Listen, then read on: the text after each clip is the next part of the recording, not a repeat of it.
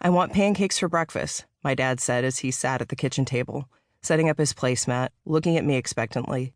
We were in my childhood home in King City, Missouri, a town of just over 1,000. A town that shaped me, but not nearly as much as the man in front of me had. My father was the strongest person I'd ever known. A combat helicopter pilot, a judge, a 2-star general, a leader in the community, a loving husband, and the best dad, and my go-to person and role model since day one. The same man was diagnosed with Agent Orange-related throat cancer in 2008, and on that late summer morning 10 years later, he was home on hospice with oxygen and a feeding tube. He'd literally gone to war once in his life before, and now his final battle was almost over. Before he got really sick, my dad was known to inject coffee into his feeding tube. I have a picture of him with the coffee and a wry smile. I even saw him put some alcohol in it one time. I figured, have whatever you want, buddy. You earned it. But those times had passed, and his condition had worsened. It was shattering to watch my dad's physical decline, especially depending on how he was feeling. He was used to being the go-to person and taking care of everyone else, so it was hard for him to ask for help. My dad and I had related and worked together well for his care because I thought about what I would want in his situation to preserve my dignity and independence. I talked to him like a person and explained how allowing help for himself also helped give my mom peace of mind and prevented her from feeling guilty if he got hurt, which made sense to him. If we miscalculated the risk, it would affect others, not just him. That says something about his character. He was thinking of others, even as his own clock was winding down.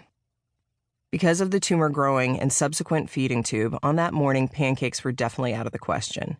He had had the tube for over a year, and he'd never once complained about not being able to eat. Occasionally, he'd say something smelled good, but that was it.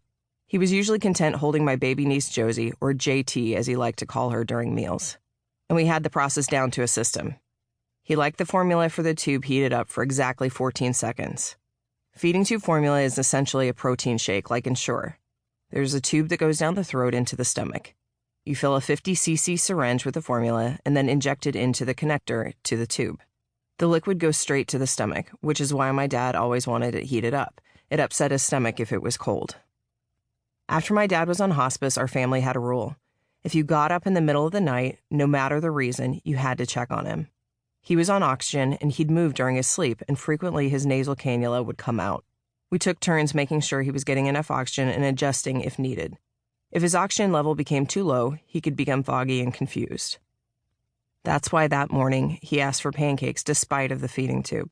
He was oxygen deprived. In his clear mind, he understood that if he choked, we'd be done. When we signed up for hospice, he had signed a DNR, do not resuscitate. We all knew that.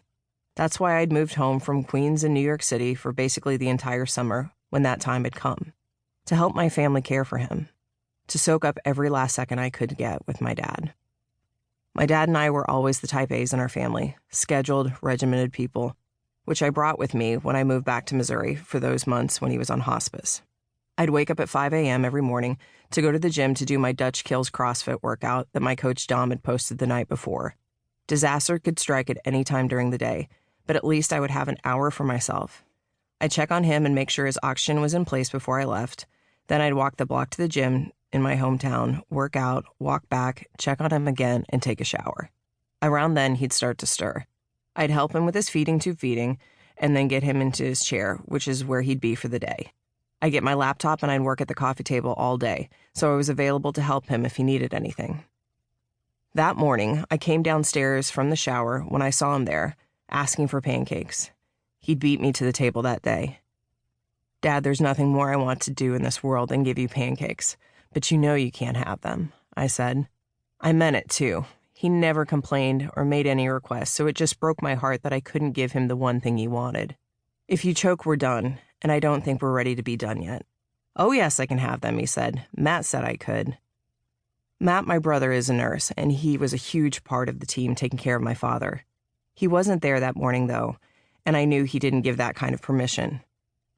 "Stay there at the table," I told Dad. "Let me see what I can do." I walked over to the microwave and heated up his formula, 14 seconds on the dot. Then I sat it down in front of him on the placemat in between the silverware he'd neatly set up. "What's that?" "That's your syrup," I told him,